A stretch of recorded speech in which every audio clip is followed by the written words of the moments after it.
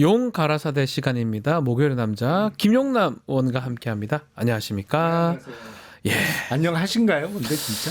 자, 뭐 댓글도 대부분 선고길 얘기입니다. 아이고, 네. 상당히 길어지고 있어요, 지금. 실제로 지난달 25일 날 변론 종결하고 네. 지금 한 달 거의 되는 상황 아니겠습니까? 그렇죠. 한 달 가까이 돼가죠. 아직까지 지정 안 했으니까요.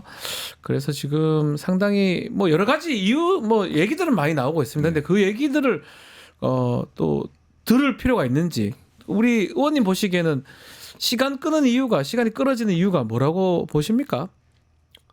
헌법재판관 8명 중에 누군가 네. 소수 의견이 있는 있다. 거라고 봐야겠죠. 이제는 그러니까 그게 절차적 문제가 됐던 네. 아무래도 절차적 문제가 가능성이 더 높지 않을까 싶어요. 이게 탄핵 사유 본안에 대한 판단에 있어서 탄핵 사유가 안 된다라고 네. 주장하는 재판관은 없을 것 같고 저도 그렇게 생각이 듭니다. 네. 예.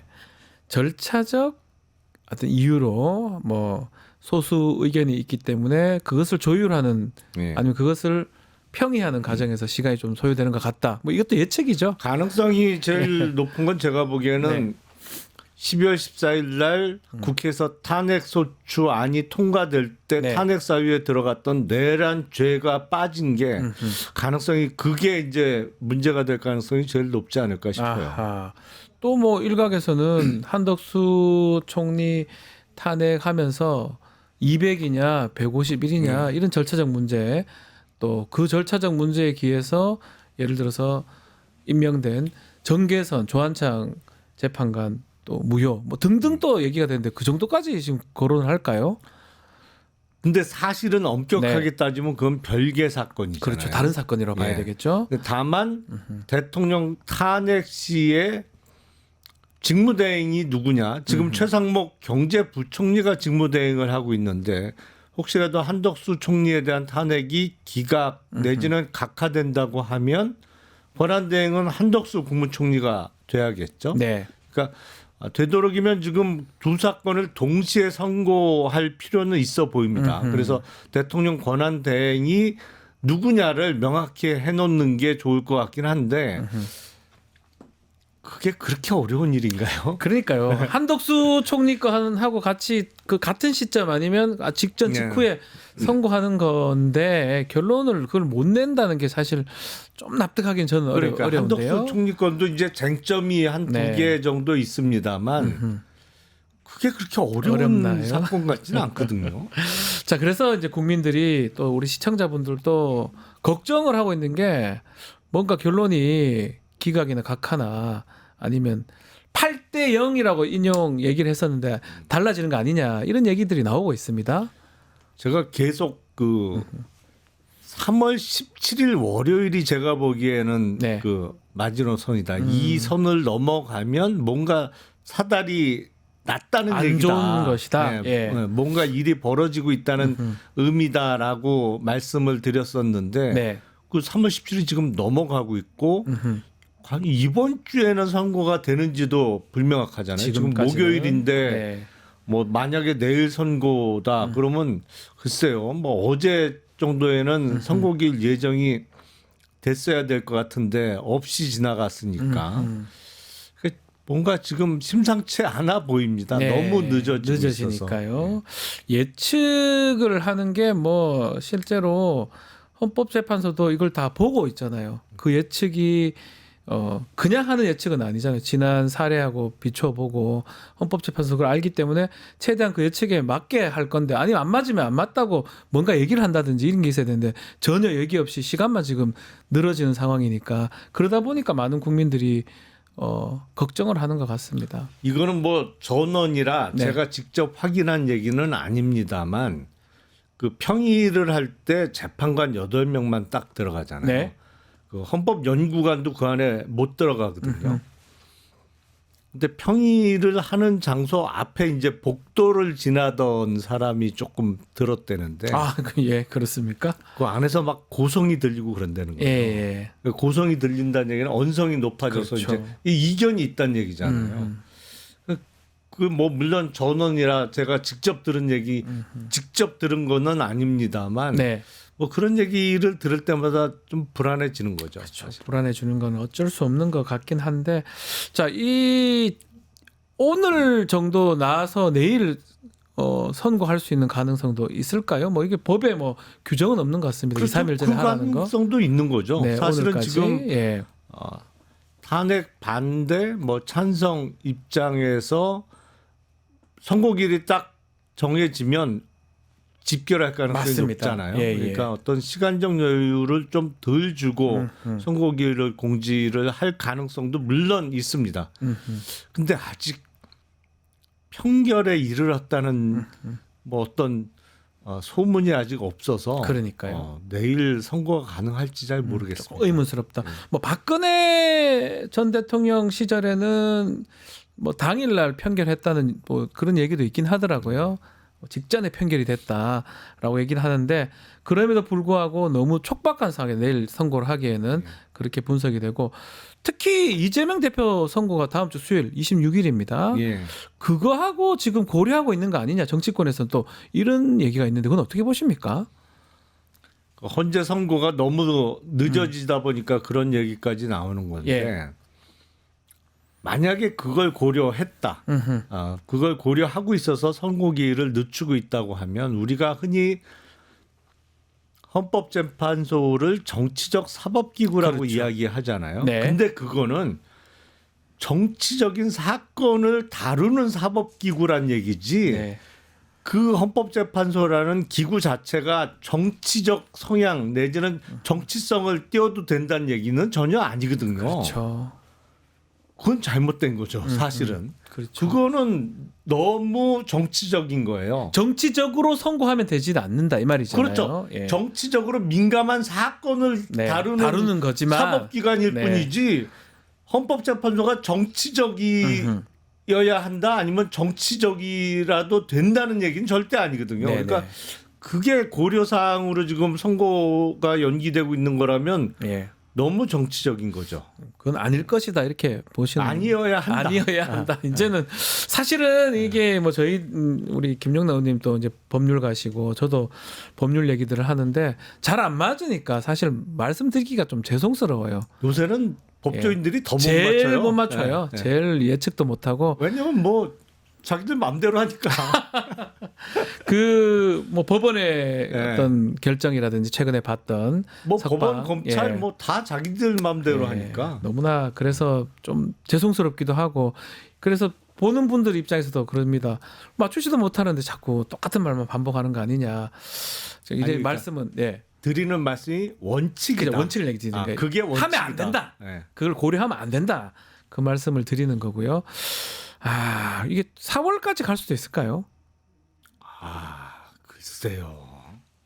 그건 너무 끔찍하지 않나요? 예, 지금 뭐 지금도 힘든데 4월까지 간다. 이게 4월까지 갈 정도의 논의가 필요한 건가요? 저도 그거는 이해 못하겠어요. 이제 납득하기 좀 어렵네요. 왜냐하면 네. 우리가 세 번째 대통령 탄핵 사건을 지금 경험하고 있습니다만 이번 경우처럼 명백한 경우는 없거든요. 그렇죠. 앞선 두 사건은 사실은 논란이 있을 수가 있어요. 그러니까 물론 제일 먼저 이루어졌던 노무현 대통령에 대한 탄핵은 기각이 됐고, 네. 박근혜 대통령에 대한 탄핵은 8대 0으로 인용이 됐습니다만, 사실은 저는 이 8대 0 인용도 대단히 지금도 의문이고, 지금 보니까 와, 그게 그때도 8대 0이 의문이었습니다. 저는 와, 지금 보니까 왜 8대 0인지 참 그런 생각이 드네요. 저는 그때도 이게 어떻게 8대 0이 나오지? 적어도 의견이 충분히 그렇죠. 갈릴만 하고 갈릴 사건인데 그 탄핵 사유를 들여다보면 네. 뭐 글쎄 8대 0 나올 사안은 그때도 지금도 아니라고 생각하고 이거는 누가 봐도 8대 0 사안인데 네. 이 제일 오래 걸리고 있으니까요. 네, 그래서 좀 딜레마이기도 합니다. 그래서 뭐 예전의 사례하고 비교할 수밖에 없는 거잖아요. 그걸 비교해 보면 이때쯤에 선고를 할 거고 8대 0이 될 것이다 이렇게 예측을 하는 건데, 지금 상황이 이제 예측이 좀 가능한 상황인지 좀 의문스럽기도 그러니까요. 하고요. 좀 빨리 좀 이렇게 결정이 나야 이 국민들도 그렇고 국가가 좀 안정적으로 돌아갈 수도 있을 것 같은데요. 무엇보다도 네. 그 12월 3일 비상계엄 사태 이후에 국가에 대한 그 국민들의 신뢰도가 네. 많이 떨어졌잖아요. 맞습니다. 대통령이 저런 짓도 할 수 있구나. 그리고 국가기관의 수장들 뭐 그게 꼭 군뿐만 아니라 여러 국가기관들이 야 이게 어떻게 저런 데에 동참을 하거나 아니면 네. 적극적으로 목숨 걸고 말리지도 않느냐. 뭐 그러면서 신뢰도가 많이 떨어졌는데 그나마 헌재가 자기 역할을 좀 하는 거 아닌가라고 국가기관 중에는 가장 국민적 신뢰도가 높았던 기관이 헌재라고 볼 수 있는데 맞아요. 이 선고 지연 자체만으로도 신뢰도가 많이 떨어질 수밖에 없어요. 이거 헌재도 뭐 좀 언제까지도 예. 그 편하게 말씀드리면 이거 헌재도 현찮구나. 솔직히 그런 마음을 많은 국민들이 가지고 시작할 때는 정말 빨리 진행하고 우선적으로 하겠다 해서 국민들이 응원도 해주고 그랬던 것 같은데 지금 보면 이게 뭐냐 이런 생각을 가질 것 같아요. 시원찮다. 그래서 그런 얘기도 하고 있습니다. 글쎄요, 뭐 오늘이라도 또 내일이라도 고지를 해주면 뭐 다음 주 초라도 결정이 좀 나야 되는 거 아니냐. 아니 다음 주까지라도 좀 결정이 나야지. 다음 주 넘어가면 진짜 4월이잖아요. 네, 이제 4월입니다. 4월 달이잖아요. 다음 주가 3월 말이니까요. 야, 그렇게 될 거라고는 생각지도 않아요. 아무도 생각하지 못했어요. 빠르면 3월 7일부터 된다고 얘기를 했었는데 3월 7일은 너무 빠릅니다만 14일, 지금 21일, 28일 넘어가면 이제 4월을 넘는 거거든요. 그러니까 그 비상계엄 사태 이후에 제가 그 12월 14일 날 네. 탄핵소추안이 국회에서 통과된 이후에 대선과 관련해서 네.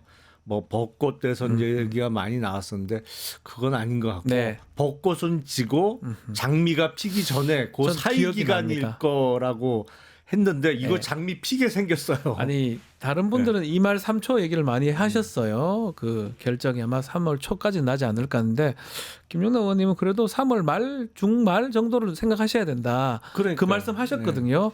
근데 그것도 넘어갈 수도 있겠다 지금. 그러니까 그 이러다 생각 들어요. 진짜 장미가 한참 폈을 때 대선 치르게 생겼는데 그나마 그거라도 빨리 확정됐으면 좋겠습니다. 지금 많은 국민들은 뭐 지금 대선 날짜가 중요한 게 아니고 빨리 지금 이게 딱 정리가 돼야지만이 된다 이런 생각을 하는 것 같습니다. 알겠습니다. 좀 빨리 되길 좀 바라면서요. 자, 계엄 때 좀 문제되는 얘기가 좀 있습니다. 그 계엄 앞두고 시체를 담는 종이관을 대량 구매하려 했던 군부대 또 영연백을 그 시체 담는 보관백이 영연백이라고 하는데 군에서 3,000개를 실제로 구매했던 사실 밝혀지고 있는데요. 야권에서는 이거 대량 어떤 유혈 사태 이런 것들 대비한 거 아니냐 이런 주장을 하고 있거든요. 어떻게 보십니까? 그러니까 그게 지금 군이나 여당 측에서는 네. 오비 일학이다. 그 전부터 계획했던 거고 정부 조달을 통해서 납품 받은 게 뭐 12월 3일 비상계엄 직후인 네. 일주일 뒤쯤 받은 거다. 뭐 이런 주장을 하고 있는데 맞습니다. 이게 뭐하고 연결시켜 볼 수 있냐면 비상계엄 전에 왜 군 병원을 좀 비워라 병상을. 그것도 있었어요. 그게 있었잖아요. 예. 똑같아요, 거의. 그러니까 그거하고 연결시켜 보면 이게 계획이 그러니까 대규모 유혈 사태를 대비하기 위한 계획까지 세웠던 거 아니냐 이렇게 충분히 의심해 볼 만하죠. 그러니까 네. 이게 그 관이나 뭐 영연백. 영양백만 있다면 모르겠는데 그때 병상도 비우라고 맞아요. 했잖아요. 그 예. 계획까지 세웠잖아요. 예. 그러니까 두 개가 같이 연결될 수밖에 없는 사안 아닌가 이런 생각이 들어서 지금 비상계엄이 이제 벌어진 이후에 가장 큰 문제는 이 비상계엄의 실태에 대한 수사가 제대로 이루어지지 못했다는 겁니다. 지금 보면 그런 거잖아요. 이런 예. 것도 못 밝히고 있었던 거잖아요. 그러니까 이게 효율적으로 수사가 이루어질 수 없는 상황인 게 제일 큰 이유는 친위 구태타였기 때문이죠. 맞습니다. 그래서 예. 집권 세력이 그것도 집권 세력의 최정점에 있는 대통령을 비롯한 주요 정부 최고위 관리들이 참여하다 보니 이걸 제대로 수사할 기관이 없었던 거예요. 맞습니다. 예. 그러다 보니까 이게 사법적 단죄가 뭐 헌재를 비롯해서 형사 재판까지 이루어진 다음에도 제대로 밝혀내지 못한 부분은 여전히 남을 가능성이 높아 보여요. 그렇죠. 친위 쿠데타에 가깝기 때문에 그렇다는 거고 대부분 관련성이 있을 것 같아요. 그러다 보니까 자기 거를 빼려고 하다 보니까 본질적 부분들을 한테 접근이 안 되는 경우 생기는 거 일단 아니겠습니까? 수사기관들이 다 연루가 돼 있잖아요. 사실은 특검이 그래서 필요했던 건데 특검은 안 됐었고요. 내란 특검 관련은 그게 계속 문제가 되고 그러다 보니까 지금 검찰도 자유롭지는 못한 것 같습니다. 급기야는 즉시 항고 포기하는 바람에 뭐 석방되어 윤석열 석방도 된 그런 상황 아니겠습니까? 그러니까 이해할 수 없는 결정을 하죠. 네. 시간으로 계산한 게 법원 얘기가 맞다. 즉시 항고 포기는 그 얘기밖에 안 되는 그러니까요. 거잖아요. 자기들이 해놓고 맞다고 하는 게 어디 있습니까? 그리고 일선지 가면 시간 아니야, 계속 날이야, 뭐 이러고 있고 지금 완전 블랙 코미디 하고 있는 거죠. 합리적이지 않은 게 결국은 관련성이 있기 때문에 그런 게 아니냐라고 추측이 되는 부분인데 비슷한 내용이 그겁니다. 김성훈 차장에 대한 영장 청구 부분 3번 기각하다 4번째는 이제 청구가 됐습니다. 내일 10시 30분에 영장 실질심사 예정이 되어 있는데 법원 판단 어떻게 전망하십니까? 사안으로 봐서는 당연히 구속해야 되는 구속인데. 거죠. 지금도 증거인멸의 예. 우려가 농후하고 실제로 증거인멸을 시도했다라는 뉴스도 전해진 바 있고 네. 그리고 최근에 무엇보다도 그 김성훈 차장의 지시에 불복했던 네. 당연히 그 지시가 불법적인 지시이기 때문에 복종하지 않았던 건데 그 사람들에 대한 인사 조치가 이루어졌다는 해임됐다는 뉴스까지 얘기가 있었어요. 그러니까 있었으니까 이거는 밖에 놔두면 안 되는 거죠. 그러니까 구속의 필요성은 뚜렷해 보이는데 네. 모르겠습니다. 이제 요새. 모르겠습니다 하는 이유가 그거예요. 검찰이 결국은 구속 영장을 만들고 구속 영장 도장을 찍겠지만 경찰 했던 거 적극적으로 하냐 안 하냐에 따라서 달라지죠. 우리 봤잖아요. 즉시 항고 포기함으로써 풀어주는 거를. 요새는 하도 이상한 결정들이 많으니까 그렇고 예. 이게 경찰 단계에서도 3번을 기각당하고 영장 심의위원회에서 영장 청구하는 게 맞다라고 결정을 했는데 네. 그 이후에 경찰에서 10일 이상 끌었어요. 그러니까 10하루 이상 끌었어요. 아니 있던 구속영장에 도장만 한 번 더 찍어갖고 보내면 되는 건데 이해가 안 돼요. 거기서도 지금 그죠? 열흘 이상 시간을 끌었단 말이에요. 그러니까 그날 바로 즉각 영장 넣죠. 통상 바로 같으면. 했어야죠. 이것도 이해가 잘 안 돼요. 그러니까 지금 뭐 경찰, 검찰, 뭐 법원 일부까지 다 이상해요 지금 예. 사실은. 자, 뭐 그런 부분들이 이해가 잘 안 되는데 뭐 법원에서 그래도 좀 판단을 할 것 같은데 뭐 좀 보도에 따른 뭐 총 얘기도 나오지 않습니까? MBC 보도이긴 한데 김건희가 총 뭐 알아 갖고 있냐 이런 얘기도 했다 그러고 윤석열 체포 당시에 그런 내용들 좀 영장 그 심사에서 좀 고려가 될 수 있을까요? 포함이 됐다고 하는데. 그래서 그게 이제 그 전해지는 거를 갖고 네. 영장 재판에서 그거를 고려하지는 않을 그렇죠. 것 같고요. 예. 그게 이제 영장 기록상에 얼마나 현출이 되어 있느냐가 중요하다고 보는데 네. 글쎄 그게 기록에 포함되어 있을까요? 그거는 아닐 가능성이 그렇죠. 더 높고 보도만 됐고 아마 그 기록이나 청구서에 있어야지만이 네. 법원이 판단할 수 있기 때문에 좀 지켜보기로 하고 다만 만약에 김성훈이 구속이 된다면 항상 핵심 자체가 비하폰을 확보하는 거 아니겠어요? 네. 이 비하폰에 모든 게 있는 것 같아요. 모든 기관이 아니면 모든 그 수뇌부 관계된 사람들이 이 비하폰이 무서워서 지금 붙잡아둔 거 아니냐 이런 분석이 있는데 그 후는 비하폰을 좀 볼 수 있을까요? 근데 이게 형사소송법상은 네. 이제 그 국가 안보와 관련된 시설에 대한 압수수색에 있어서는 책임자의 승낙을 받도록 되어 있잖아요. 네. 그래서 우리가 그동안 대통령실의 그 책임자는 경호처장으로 해석을 했던 원래는 것이고. 박종준 처장이었어요. 그렇죠. 근데 예. 이제 지금 처장이 공석이다 보니 차장이 직무 대행을 하는 상황에서 맞습니다. 이제 그 차장을 직무 대행자를 책임자로 봤던 건데 김성훈, 이광우 모두 구속이 된다고 하더라도 문제는 그 책임자들의 어쨌든 조직상 상관일 수밖에 없는 대통령이 지금 거기 있잖아요. 나와 있어요. 있잖아요. 그 그게 한남동 문제잖아요. 예. 관저에 나와 있잖아요. 석방이 돼서 할보고 하고 있잖아요. 되겠습니까 이거 서버 확보가? 그러니까 그거 쉽지 않아 보여. 예. 그거를 경호처에 이제 뭐 직무 대대대 대행이 네.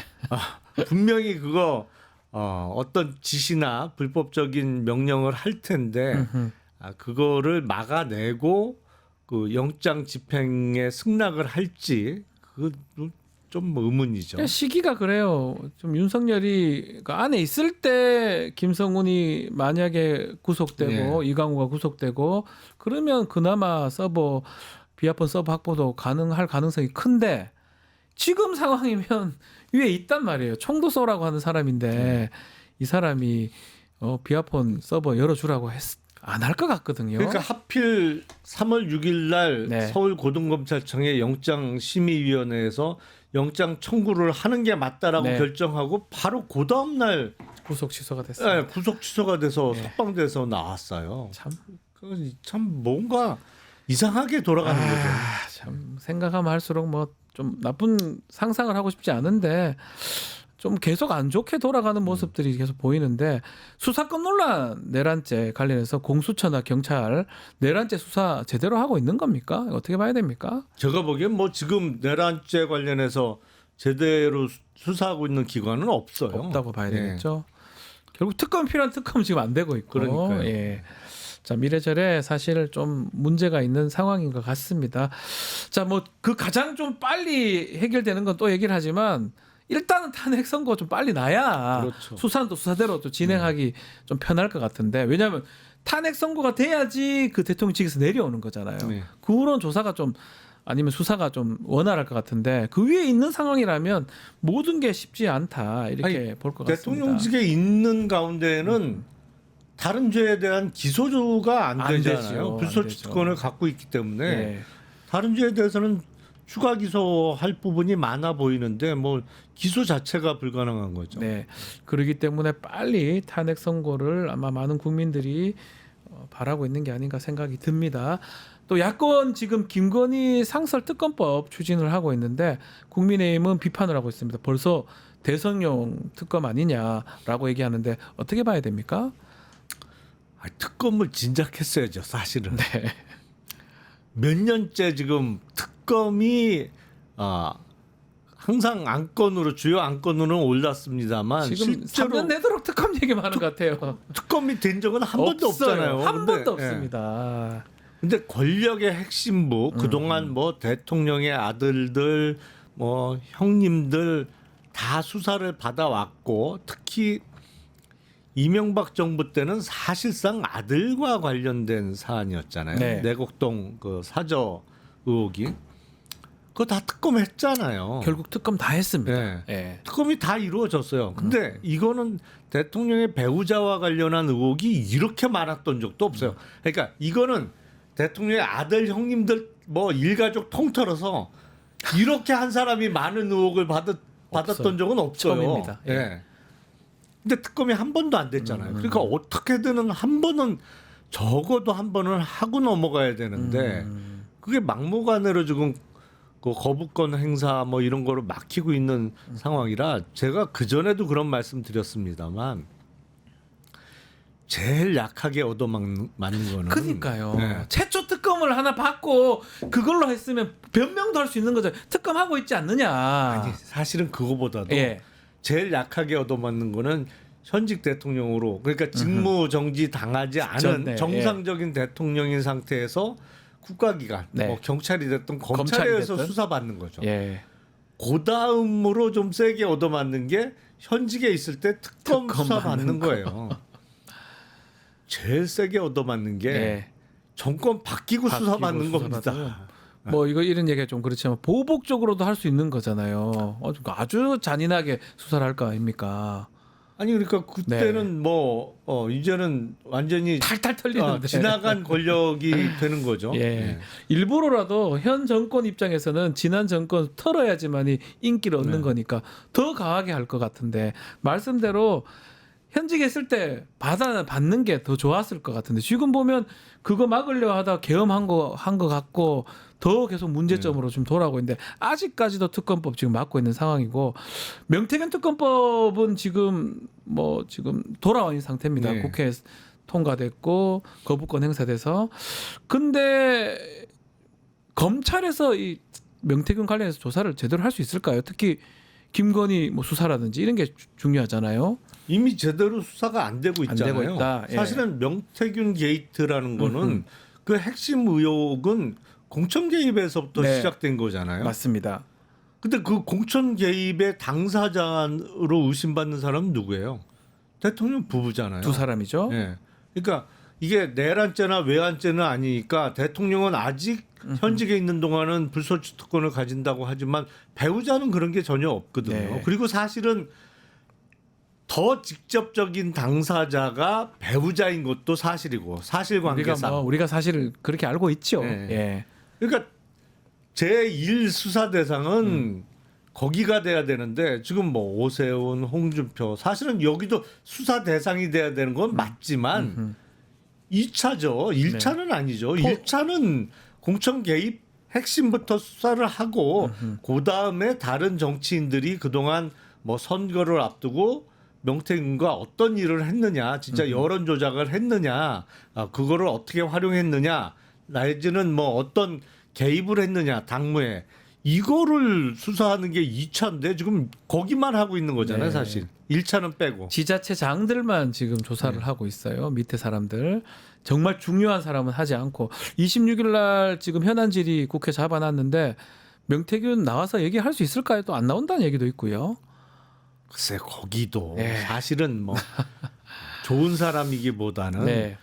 본인의 어떤 이익을 위해서 항상 결정을 하지 대의 명분이나 이런 거하고는 완전 담 쌓은 스타일로 보이잖아요. 네. 그러니까 그때 가서 자기가 나오는 게 유리할지 안 나가는 게 유리할지 판단하겠죠.